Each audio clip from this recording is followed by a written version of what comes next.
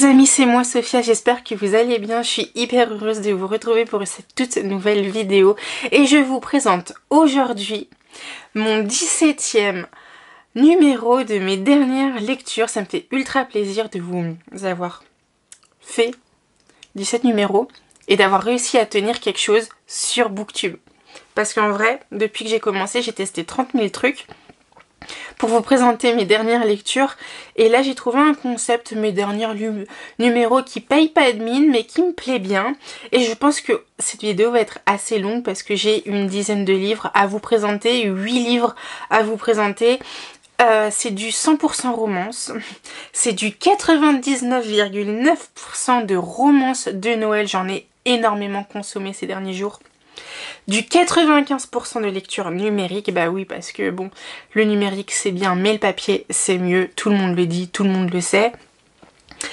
J'ai 99% de coup de cœur, c'est pas à 100% et j'en suis vraiment navrée. C'est-à-dire que à un livre près, c'était du 100%.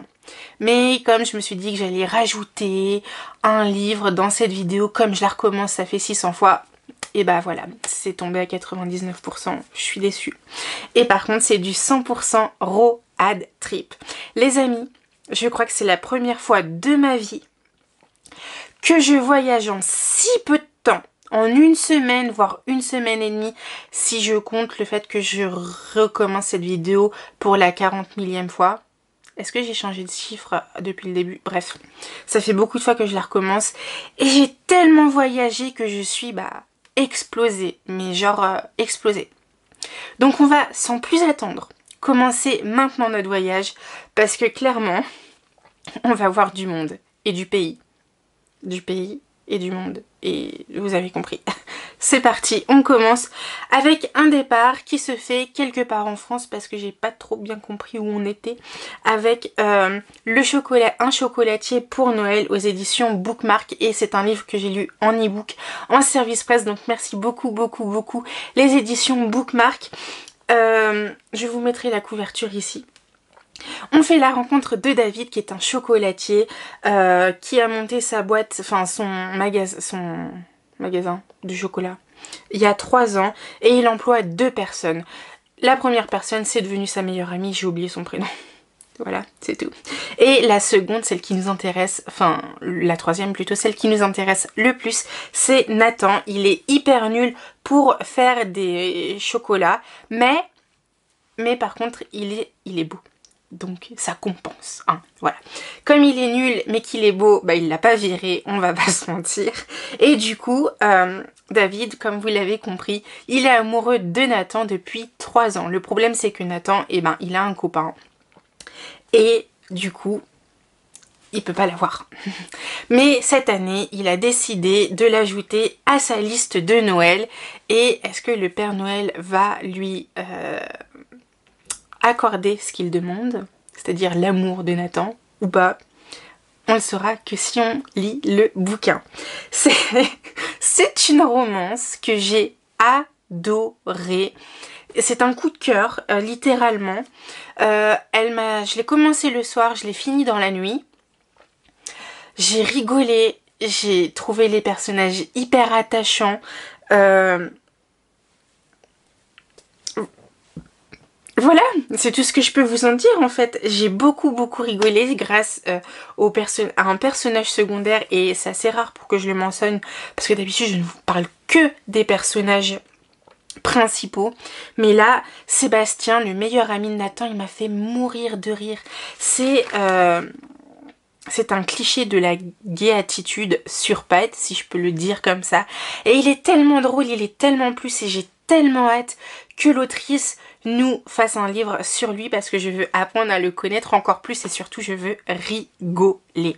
D'ailleurs, qu'on se le dise, hein, mes romances de cette année, de Noël, m'ont fait toutes rire. D'ailleurs, toutes, absolument toutes, et d'habitude je rigole un peu moins, mais là j'ai beaucoup rigolé et j'étais vraiment hyper contente. Du coup ça me fatigue, mais c'est top quand même. Ensuite, C'est tout ce que je peux vous en dire en fait. Les personnages attachants, l'histoire hyper cool.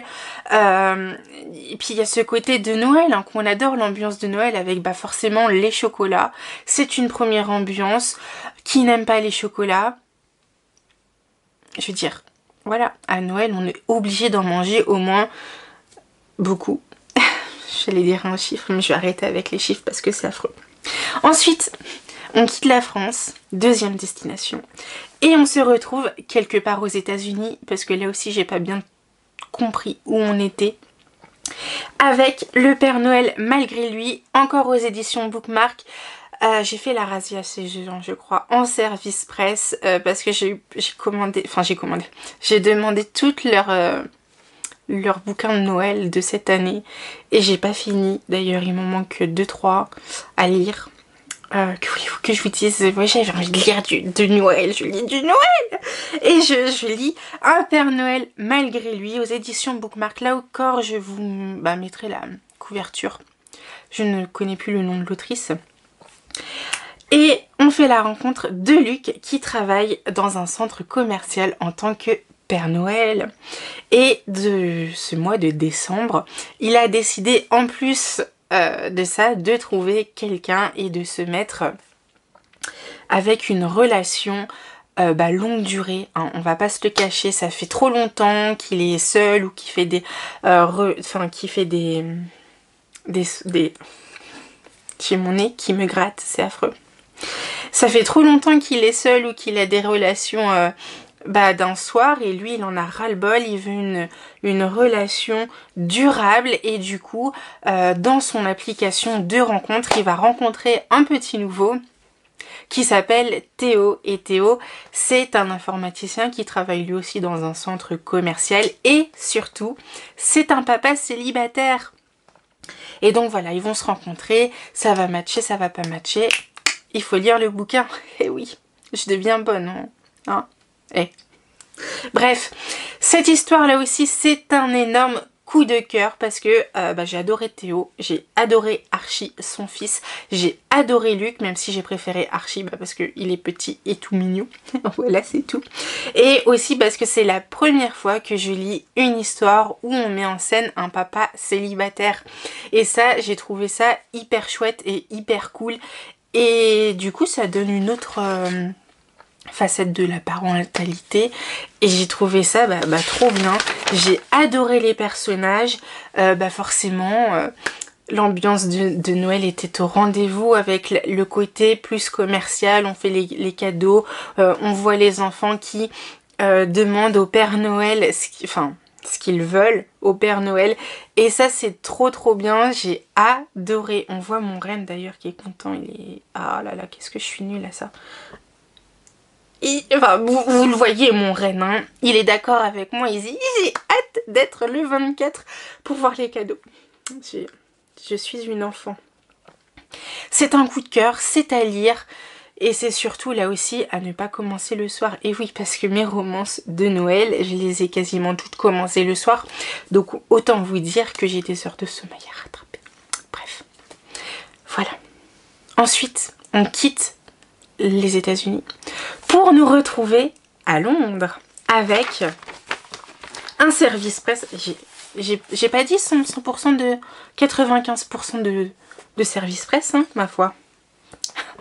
Avec et donc du coup là on va à Londres en Angleterre pour notre troisième destination avec Un Noël so British de Caroline W. Barnes. C'est un livre en auto-édition, c'est un livre ultra court, c'est un livre que j'aurais bien vu 200 pages de plus, voire même une centaine de pages de plus. On fait la rencontre de Sam, une Française qui est partie s'installer à Londres pour vivre son rêve et plus particulièrement le rêve de son père, car il lui a toujours promis à elle et à sa sœur et à sa mère de faire un Noël londonien.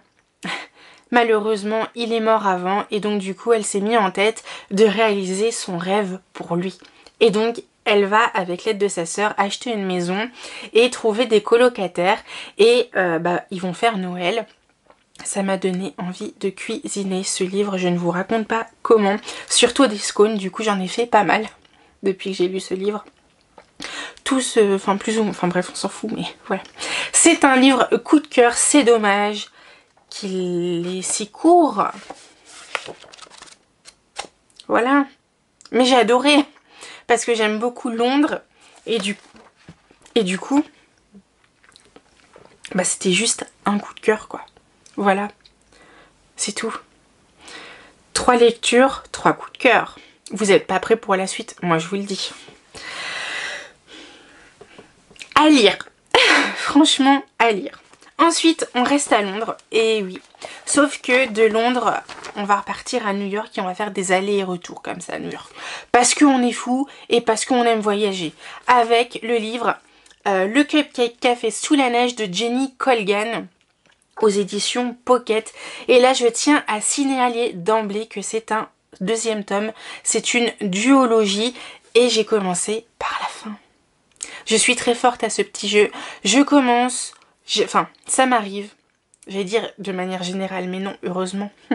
Mais ça m'arrive souvent de lire des livres qui sont une fin.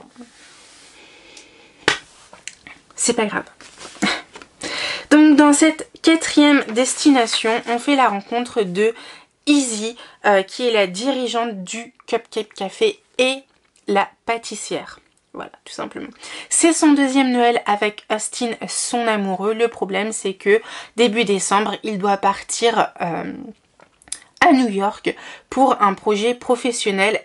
Alors, pour rencontrer des clients de sa boîte de banque. Le problème, c'est que les Américains, ils sont tellement fans de lui qu'ils vont lui proposer un job et du coup, ça va nous mettre un peu en péril pour le Noël londonien qu'on voulait faire avec Izzy. On suit aussi ce que j'aime beaucoup dans les romances généralement de Noël, c'est qu'on suit plusieurs personnes en même temps. Et là, on suit donc Izzy, Austin et 2 amis de Izzy, mais j'ai oublié leur prénom, j'arrive pas à les retenir, donc ce n'est pas grave. Et on suit leur vie de famille également et j'ai trouvé ça trop bien. C'est un livre que j'adore. J'ai hâte de lire le 1er tome. Bon, vous me direz, j'ai commencé par le 1er, mais c'est pas grave parce que là aussi, on a des éléments qui nous permettent de comprendre comment Austin et Izzy se sont rencontrés et qu'est-ce qui va pas dans la vie des 2 amis quoi. Et j'ai trouvé ça trop cool. En plus, ce que j'aime, c'est que à chaque chapitre, quasiment, il y a une recette à faire. Et c'est délicieux. Oui, j'ai testé. Par exemple, le chapitre 5, il a une recette, oh là là là là, de cupcake que j'ai testé. Je sais pas si je l'ai réussi, mais voilà, ça m'a donné hyper faim. Là aussi, c'est une courte romance, mais alors qu'est-ce qu'on s'amuse. Et puis j'ai adoré, voilà, c'est tout. Que voulez-vous que je vous dise, moi? C'est un coup de cœur. Il faut le lire. De préférence en commençant par le 1er. Mais bon, après, c'est une romance de Noël, on fait comme on veut. Ensuite, une fois qu'on a fait Londres, New York, on retourne à Paris. Revoir un peu la France, ça fait du bien. Et là, je vais vous présenter les aventures de Karen et Tom. Là, voilà. Et là, on va de Paris à Londres et de Londres à Paris. C'est le voyage qu'ils ont décidé de faire et même à partir du tome 2, je pense qu'on va partir à New York. Enfin, pas le tome 2, mais à partir du tome 3. Bref, je m'emballe.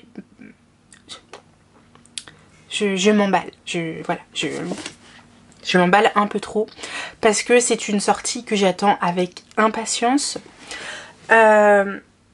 Écoutez, je vous en parle, ça fait 1 an et demi que je vous parle de cette série, donc je pense que je ne vais pas vous raconter encore ce qu'il se passe et qu'est-ce qui arrive à Karen, qu'est-ce qui arrive à Tom, leur rencontre, tout ça, tout ça.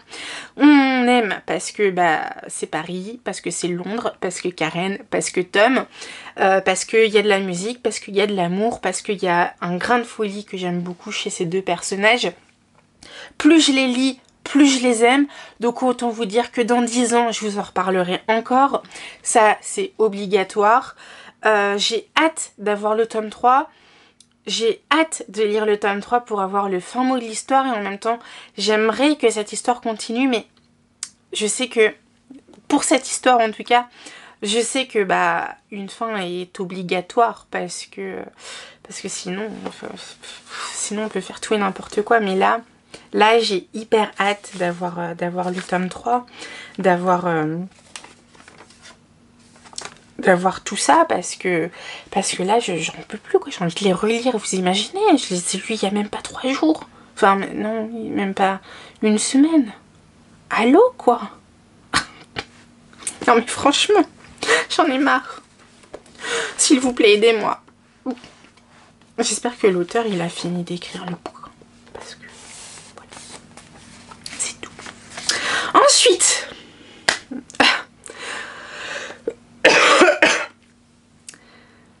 je sais pas de trop où on part. On va partir de Paris et pour notre 5e destination, on retourne à New York. Enfin, aux États-Unis. On retourne aux États-Unis, à New York plus précisément, avec mon coup de cœur 2020 des romances de Noël. Je dirais même de tous les temps. Je sais pas trop encore si c'est de tous les temps, mais cette romance, je l'adore. Je sais même pas comment vous décrire mon amour pour cette... C'est simple, je l'ai lu la première fois, je l'ai relu 4 fois de suite après. C'est-à-dire que là au moment où je vous parle, je suis encore en train de la relire. Ce qui n'aide pas beaucoup à avancer dans mes autres lectures, on est d'accord. Mais j'aime tellement l'ambiance, les personnages, tout, que je me sens, je sais pas, je suis attirée par cette romance, c'est un truc de dingue. Et je vais vous présenter... tout de suite, maintenant, pardon, Cher Noël, je voudrais un mec, aux éditions Collection H. On fait la rencontre de Ali, qui est assistante de direction, intérimaire et qui travaille chez Sanders et Son Company. Depuis quelques mois, elle travaille là-haut et donc elle est l'assistante de Evan Sanders, qui est un garçon... qui est son patron, et un garçon, effectivement, c'est logique. C'est un garçon arrogant, c'est un garçon qui a, je cite, un balai dans le cul, mais qui est ultra, méga sexy. Et ça change tout. Et oui. Et oui, que voulez-vous que je vous dise? À chaque fois qu'ils sont ensemble avec... j'allais dire dans une pièce, c'est explosif entre eux. À chaque fois, ils sont obligés de s'engueuler, de se disputer. Et franchement, on sait tous que les opposés s'attirent. Donc voilà, on sait tous comment ça va se finir. C'est une romance de Noël, il n'y a pas de surprise. Mais alors, qu'est-ce que j'aime cette romance de Noël? J'aime le personnage de Evan, j'aime le personnage de Ali, surtout Ali, parce que... Enfin, j'aime aussi beaucoup Evan, mais Ali, j'aime beaucoup comment qu'elle se...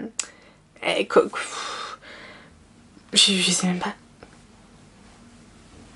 comment vous dire, en fait. Il faut le lire. C'est une femme qui s'accepte telle qu'elle est. Elle est loin des dictats de la société, c'est-à-dire que c'est pas une fille photoshopée, comme on a l'habitude de voir dans les romances de Noël, on va pas se le cacher, mais voilà, elle a des formes, elle les assume, elle aime manger du sucre, elle aime manger beaucoup, elle aime manger tout et n'importe quoi, et ça fait plaisir, c'est cool de voir ça. Elle est drôle, elle est belle, elle est intelligente, tout ce qu'on aime. C'est une femme forte, et voilà. Et ce qu'elle adore le plus, c'est faire enrager son patron.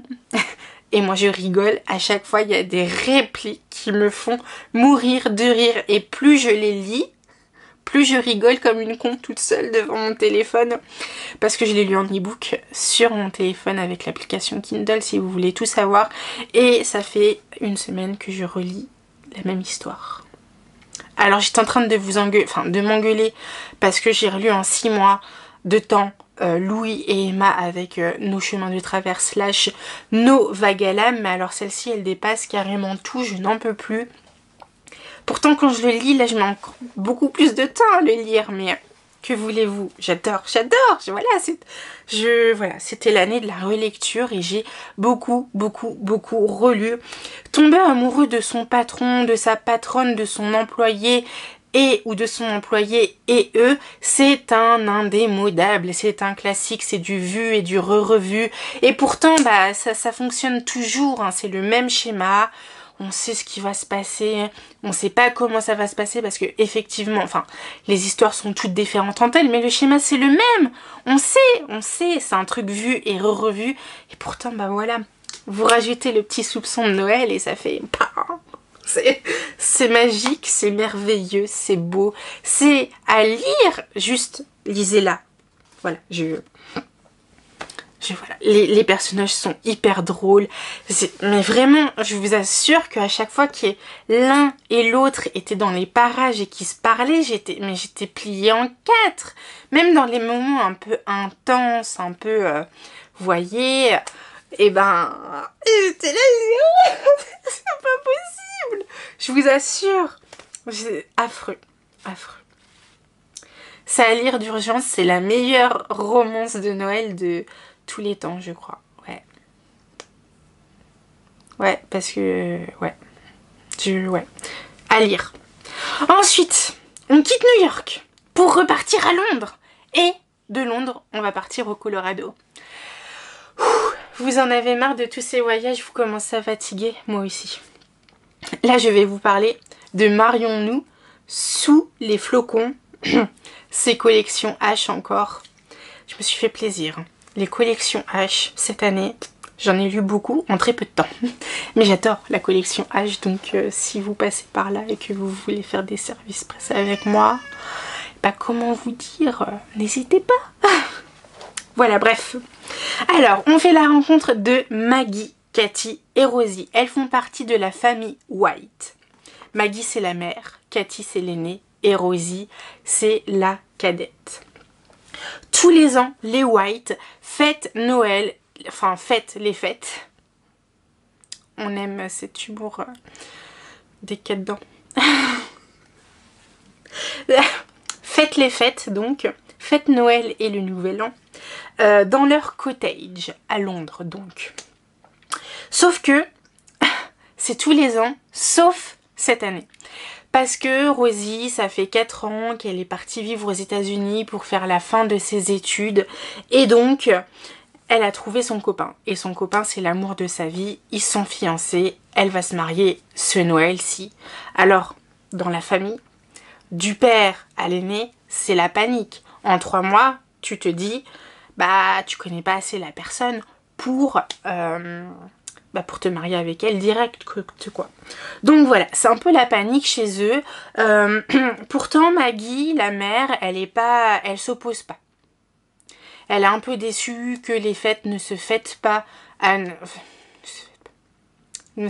dans leur cottage, mais parce que c'est sa fille et qu'elle va pas rater le mariage de sa fille, elle va du coup aller dans le Colorado avec son mari Nick. Ils sont mariés sur le papier, Nick et Maggie, mais depuis que Rosie est partie aux États-Unis, donc il y a 4 ans, ils se sont éloignés. C'est plus l'amour fou. Et donc ce voyage va être l'occasion pour eux de soit finir en beauté, soit raviver la flamme qui existe toujours entre eux. Ensuite, on a Cathy. Cathy, c'est donc l'aînée, c'est une femme médecin. Elle a pas le temps pour une vie sociale, alors encore moins pour avoir un petit copain. Et elle, comme c'est une femme médecin et qu'elle voit à peu près toute la misère dans son hôpital, eh bien, elle se met martel en tête et se dit qu'elle va y aller uniquement pour foutre en l'air le mariage de sa sœur. C'est sympathique, mais on comprend, on peut comprendre. Et ensuite, on a Rosie qui, elle, est très contente de se marier, mais elle a quand même des petits doutes qui ont été insufflés par Cathy, sa sœur. Donc, alors voilà, ça nous donne un trio de choc. 3 femmes fortes mais ultra différentes. qui sont sensationnels, hein. Moi j'ai adoré, en plus ça a été écrit par Sarah Morgan, et Sarah Morgan c'est un incontournable du genre de la romance, donc il faut la lire en fait. Si vous êtes amatrice et amateur de romance comme il se doit, Sarah Morgan c'est une auteure que vous avez déjà lue, c'est genre obligatoire. Et puis voilà, et puis on peut même pas dire je l'ai lu mais j'ai pas aimé, parce que là c'est pas possible, je vous comprendrai pas. Donc c'est même pas la peine de me dire Sophia je l'ai déjà lu mais j'ai pas aimé. Vous pouvez pas m'écrire ça en commentaire, genre c'est pas possible. Sarah Morgan c'est Sarah Morgan en fait, hein, c'est un incontournable et ses romans sont trop bien. Voilà c'est tout. Est-ce qu'on voit que j'aime bien cette autrice ou pas? Dites-moi. Non, en vrai, c'est vraiment un incontournable et il faut la lire. Alors j'étais contente de lire son nouveau roman de cette année parce que au-delà du fait que c'est Rosie qui se marie, il y a les parents. Et les parents, dans une histoire quelconque, mis à part pour engueuler le personnage principal ou pour lui servir d'appui, les parents ne servent pas à grand chose systématiquement dans une romance ou enfin dans une histoire où on parle de quelqu'un, enfin d'un personnage plus jeune, hein. On est d'accord je pense là-dessus, j'espère que je me suis bien exprimée là-dessus. Et là j'ai trouvé ultra cool que Sarah Morgan nous mette en avant l'histoire de leurs parents. C'était trop mignon, je veux dire, j'ai pas l'habitude de voir ça et de voir que voilà, on prend le temps de développer de développer les personnages des parents, de développer leur histoire, de voir où ça a coincé et pourquoi, qu'est-ce qui pourrait changer, qui pourrait améliorer la chose, leur relation dans le bon sens du terme ou pas, ou prendre conscience que finalement écoute on a tout vécu ensemble, du coup effectivement c'est mieux qu'on se marie, qu'on divorce parce que voilà on a tout vécu ensemble, je t'aime toujours mais entre nous c'est plus possible quoi. Ou alors se dire non mais écoute moi je t'aime toujours et effectivement je serai partante pour continuer à faire évoluer notre mariage, à le reprendre en main et à raviver la flamme qui n'est pas tout à fait en cendres, hein. Elle crépite toujours faiblement, certes, mais elle est toujours là. Et moi j'ai adoré, voilà, de voir la vie des parents dans un moment aussi important que celui de leur fille en fait. Et ça m'a fait trop plaisir. Et puis du coup, ça a donné une autre... c'était le mariage de la fille, d'accord, mais en même temps, c'était la renaissance... du coup, je vous spoil, mais c'est pas grave, on s'en fout. Et du coup, c'était la renaissance des parents. Et ça j'ai trouvé ça trop beau, quoi. Du coup, je vous la conseille. Inutile de vous dire qu'il faut pas lire Sarah Morgan. De toute façon, je vous l'ai dit de long en large et en travers. N'importe quoi.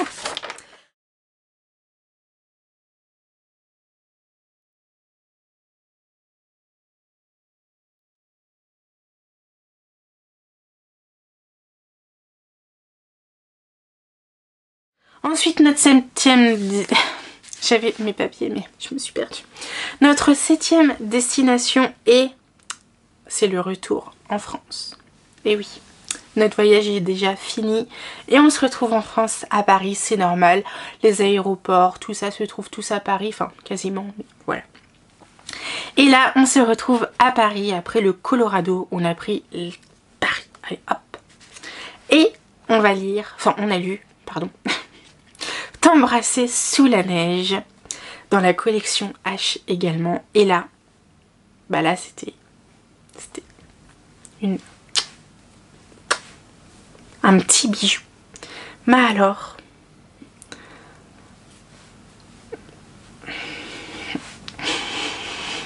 voilà, c'est tout ce que j'avais mais en fait je peux pas... En fait on fait la rencontre de Juliette qui travaille dans une boîte d'événementiel et le jour de son départ pour la Barbade avec son copain Simon, elle se fait larguer. Ou plutôt, c'est elle qui largue son copain parce que voilà, il rentre d'un voyage d'affaires et il n'a pas pris ses affaires avec lui. Il les a laissées dans le pays où il était parce qu'il a rencontré quelqu'un. Voilà. Donc, pardon, elle est dévastée. Pardon. Et comme elle est dévastée, ses amis, qu'est-ce qu'ils vont lui faire faire? Ils vont lui faire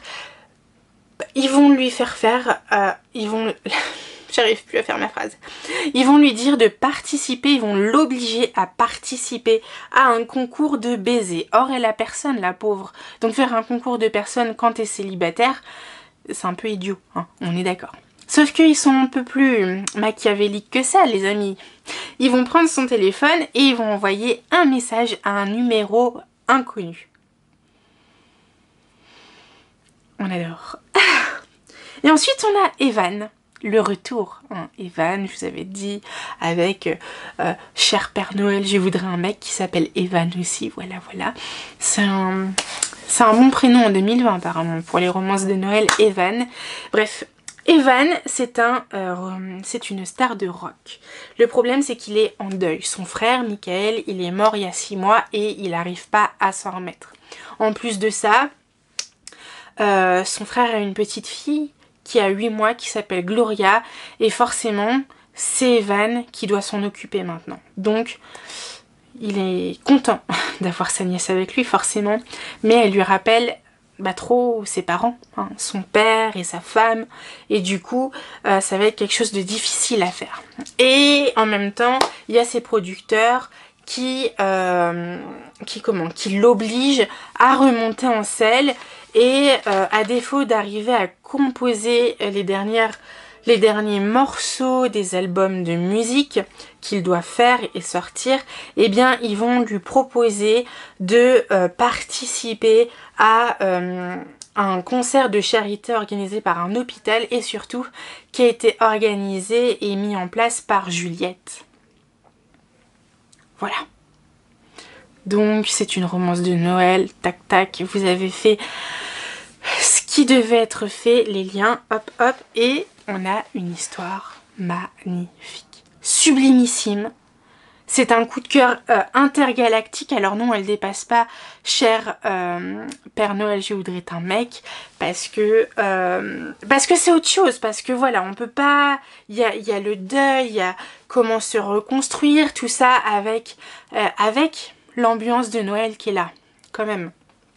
Et ça c'est hyper important dans la reconstruction du personnage d'Evan et quand même du personnage de Juliette parce qu'elle a été trahie par Simon et parce que c'est quelqu'un qui a du mal à faire confiance aux autres et surtout aux hommes.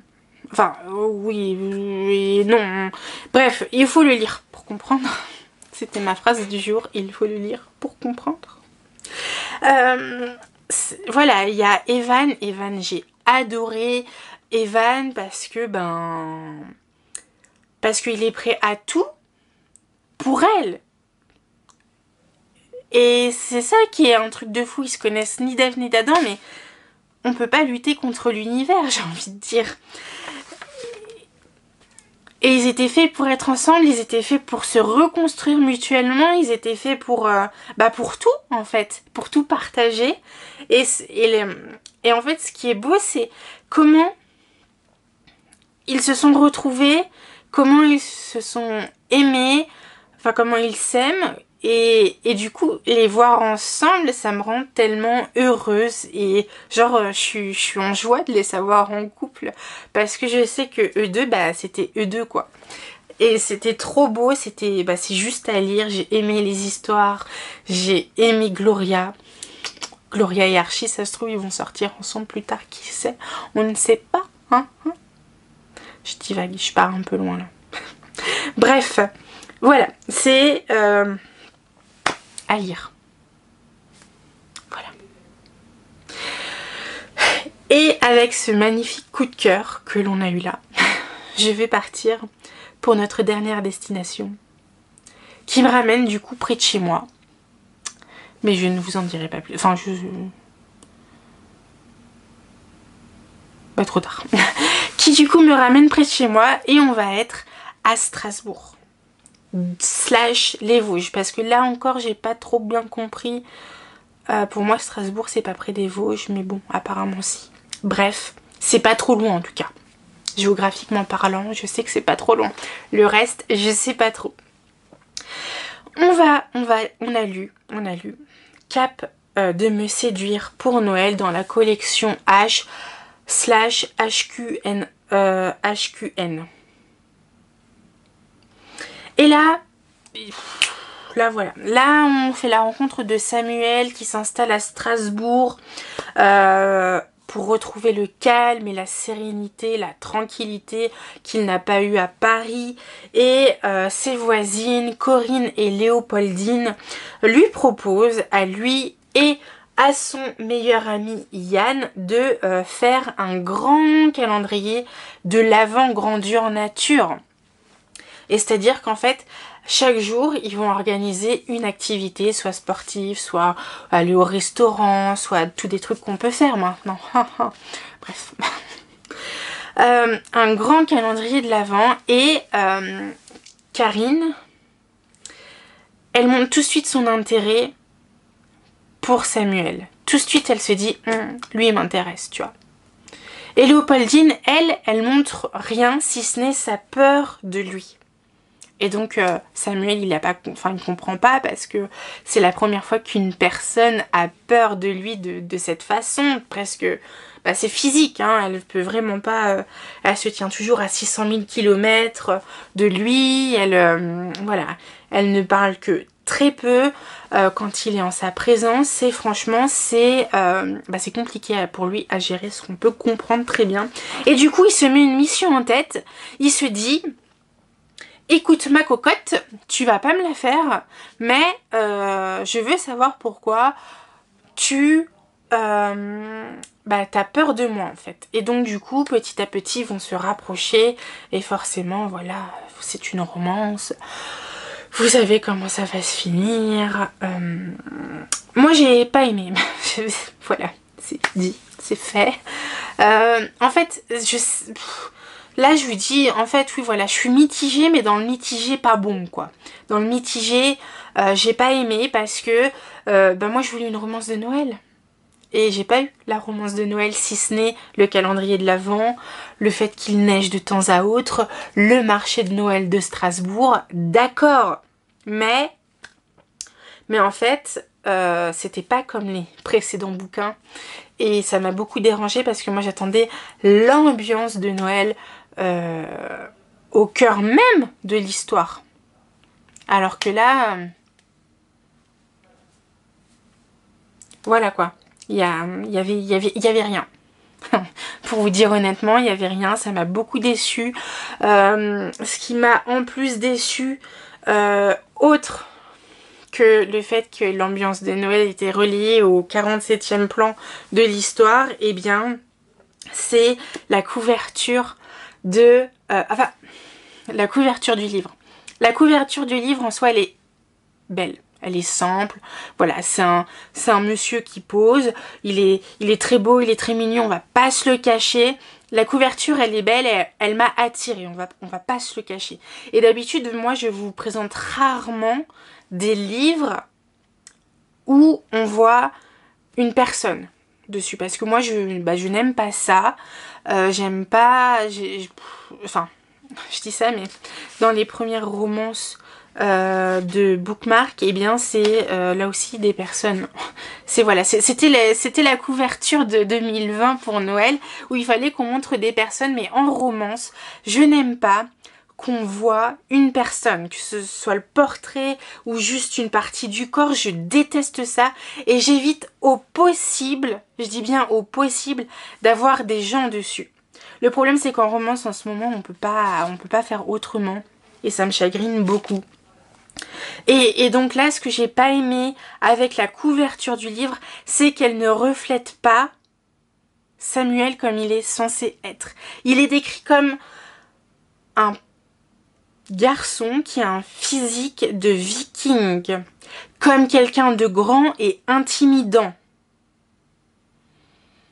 En soi, quand on le voit la première fois, on a peur. Parce que il est imposant et de par sa taille, et ben toi tu te sens toute petite, tu vois. Or, sur la couverture, comme vous le verrez là, eh bien non, c'est pas ce qui se passe. Il est pas grand, il est normal, il est pas intimidant pour le moins du monde, non, je veux dire juste non. Et donc du coup, qu'on mette quelqu'un qui corresponde au physique du personnage, moi, d'accord, mais qu'on mette quelqu'un qui est complètement à l'opposé, non, non, juste non. Et donc du coup, le fait qu'il n'y ait pas eu l'ambiance de Noël, comme je l'attendais, en méga surplus, à outrance limite, bah ça fait que, plus la couverture, ça fait que non, moi pour une romance de Noël, je voulais pas qu'on s'attarde, que je me mette dans un mood de profond, de réflexion intense sur le pourquoi du comment. Léopoldine, elle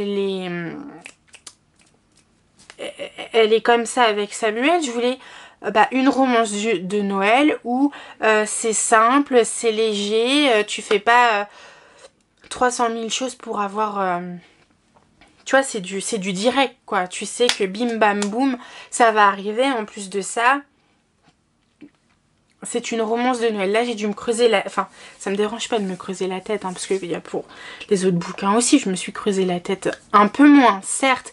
Mais là voilà, c'était vraiment les sentiments des personnages et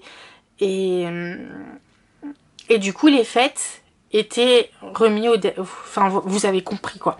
Donc, rien que pour ces raisons, qu'elle se passe en décembre sans le calendrier de l'Avent ou qu'elle se passe en mars, voire en mai, je veux dire, ça n'a pas changé ma vie, ça n'a pas changé leur vie. Et ça, c'est dommage parce que Noël, ça doit quand même changer. Dans une romance, en tout cas, ça doit changer, ça doit apporter le petit plus, le petit truc, la petite magie de Noël, vous savez. Et là, il n'y a pas eu la magie de Noël parce que c'est Samuel qui a fait tout le travail. Il s'est donné corps et âme pour savoir le pourquoi du comment. Léopoldine, il a fait des stratégies de malade, hein. Je dis pas, il y a eu du travail et tout, mais Noël, non, il y a la magie de Noël, quoi, on en fait... non. Donc, tu peux... voilà, cette histoire, tu peux l'appeler comme tu veux, mais il y aurait eu le même résultat, à mon sens, si l'autrice nous l'avait fait en avril ou mars ou mai ou juin, ou... enfin un autre jour de l'année, quoi. Voilà. Donc du coup ça m'a un peu déçue, ça m'a un peu refroidi et donc du coup je suis repartie sur Evan Sanders. Voilà. C'est pour me remettre un peu dans l'ambiance de Noël. Sur ce les amis, ma vidéo touche à sa fin. Je vous remercie de l'avoir regardée jusqu'au bout. J'espère qu'elle n'a pas été trop longue parce que je sais toujours pas quantifier mes vidéos. Moi j'ai adoré faire cette vidéo. J'ai adoré la recommencer. J'ai adoré la tourner. Je vous retrouve tout bientôt dans une nouvelle vidéo pour vous présenter mes lectures 2021 que vous avez choisies. Donc du coup je vous dis tout bientôt pour cette nouvelle lecture. Je vous embrasse, je vous fais de gros bisous. Régalez-vous bien dans vos lectures, passez de bonnes fêtes. Et puis je vous dis à tout bientôt. Bisous.